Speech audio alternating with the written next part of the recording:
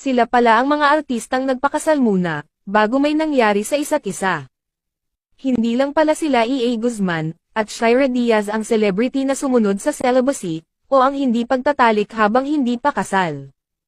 Una sa listahan sina Sara Geronimo, at Matteo Guidicelli, may lumabas pa nga noong tsismis, na buntis na si Sara noong taong 2016, pero pinabulaanan ito ng manager niya, dahil paano daw siya mabubuntis samantalang virgin pa si Sara. Pangalawa naman si Iya Villania, at Drew Arellano na umabot ng dekada ang relasyon nila bago sila nagpakasal. Humanga din ang mga netizens sa kanila noon, at ngayon ay meron na silang 4 na anak. Pangatlo naman sina Tony Gonzaga at Paul Soriano, umabot naman ng 8 years ang relasyon nila bago sila nagpakasal.